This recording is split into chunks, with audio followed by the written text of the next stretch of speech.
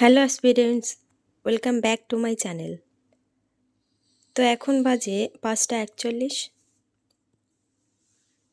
আমি ঘুম থেকে উঠে ফ্রেশ হয়ে নিয়েছি। তো প্রথমে আজকে একটু পড়ার টেবিলটা একটু গুছিয়ে নিতে হবে, কারণ এখানে যা অবস্থা এক্ষুনি পড়তে বসতে পারবো না। তো চলো ফটাফট পড়ার টেবিলটা একটু গুছিয়ে নিই।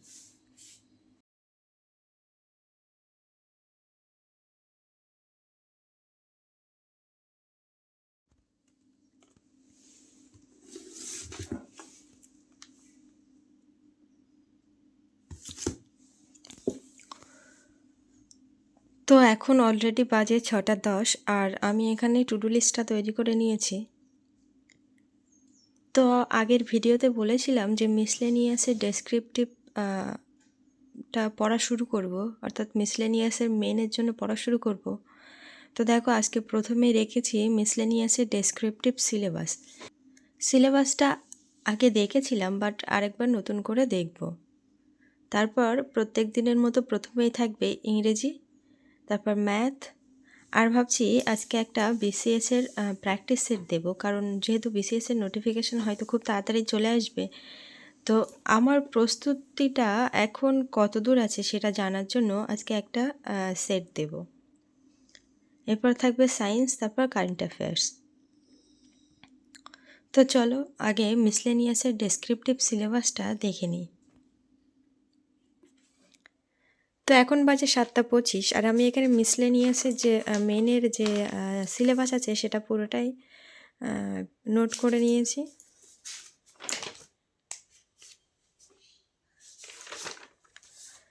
তো এখন নিয়ে নেব একটা ছোট্ট ব্রেক, তারপর বাকি টু ডু লিস্টটা আস্তে আস্তে কমপ্লিট করব।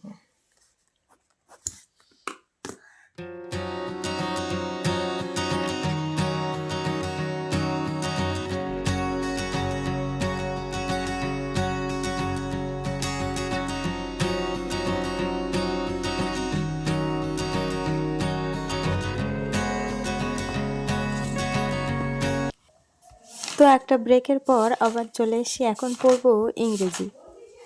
তো প্রথমে কিরণের এই বইটা থেকে কিছুটা ওয়ান ওয়ার্ড প্র্যাকটিস করব।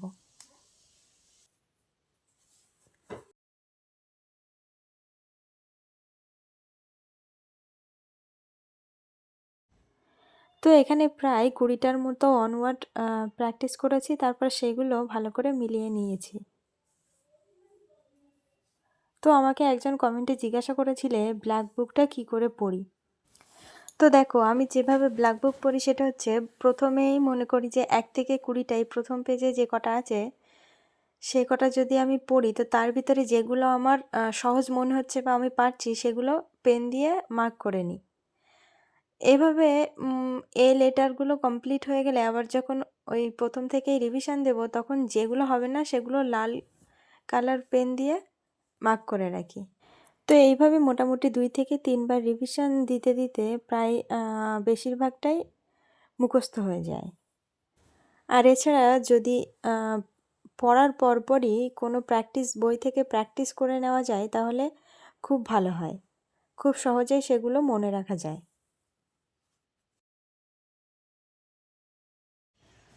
তো ব্রেকফাস্টের পর এখন ছাদে চলে এসেছি, আর এখন এখানে ম্যাথ প্র্যাকটিস করব।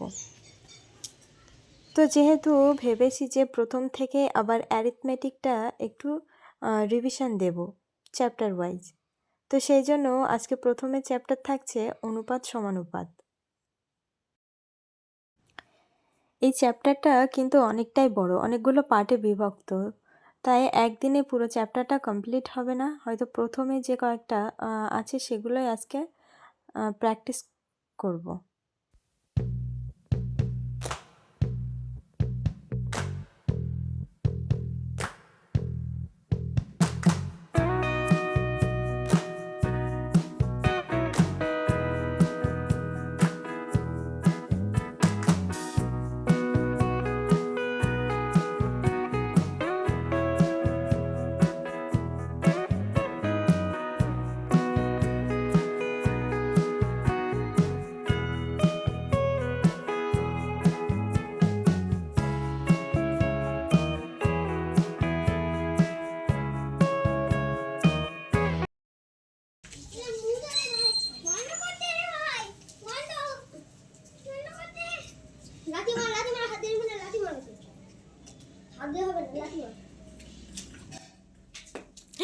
আমার এইদিকে যেন না আসে।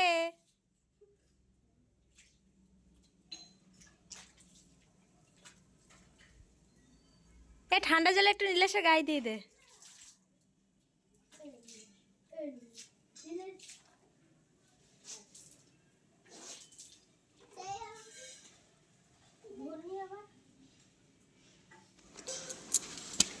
তো এখন বাজে 12:30 আর এখানে আমার মোটামুটি প্রথম চ্যাপ্টারটা কমপ্লিট।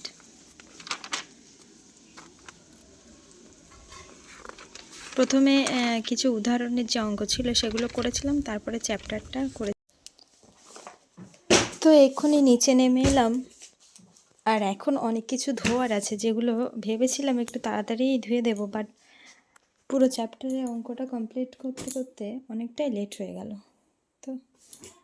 তো এগুলো ধুয়ে স্নানটা কমপ্লিট করে নিই। দেখা হবে নেক্সট সেশনে। তো এখন বাজে 5:30 আর এখন একটা WBCS-এর সেট দেব। তো দুপুরে খাওয়া দাওয়ার পর একটু ঘুমিয়ে পড়েছিলাম। আজকে সেটটা দিচ্ছি ক্র্যাকের এই WBCS বইটা থেকে।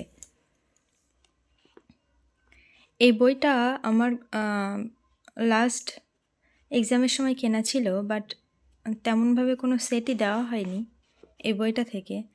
তো আজকে একদম প্রথম সেটটাই আজকে দেব।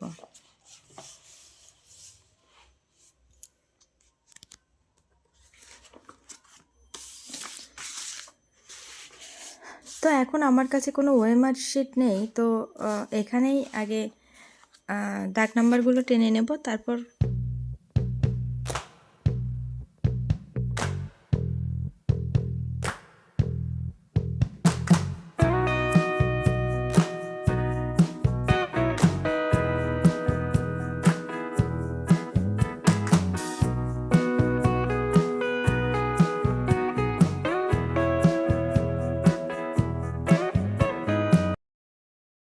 তো এখন বাজে 8:30।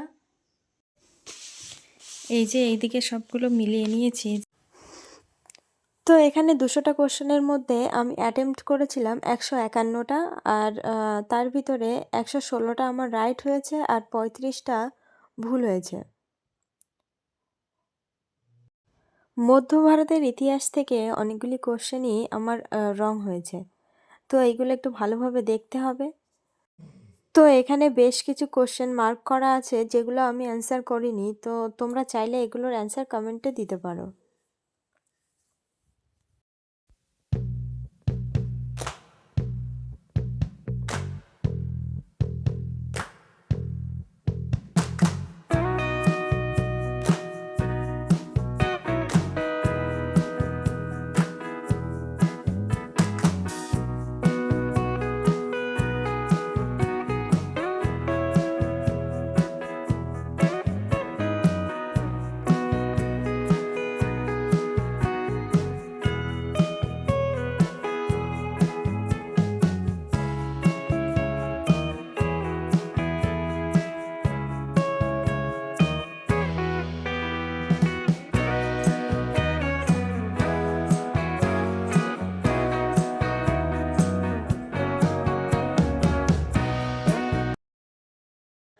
তো কোশ্চেন সেটটা দেখে তোমাদের কেমন লাগলো অবশ্যই কমেন্টে জানিও। তো যাই হোক, আজকে আর কোশ্চেন সেটটা অ্যানালাইসিস করা হলো না, কারণ এক্ষুনি রেডি হয়ে যেতে হবে একটু মার্কেটে। তো জানি না বাড়ি ফিরতে কত রাত হবে। তো যাই হোক, অ্যানালাইসিসটা কালকের জন্য রাখছি, আর আজকের ভিডিওটা এই অবধি থাকছে। তো ভিডিওটি তোমাদের কেমন লাগলো অবশ্যই জানিও, আর দেখা হবে অন্য একটি স্টাডি ব্লগে। শেষ অবধি দেখার জন্য অনেক অনেক ধন্যবাদ।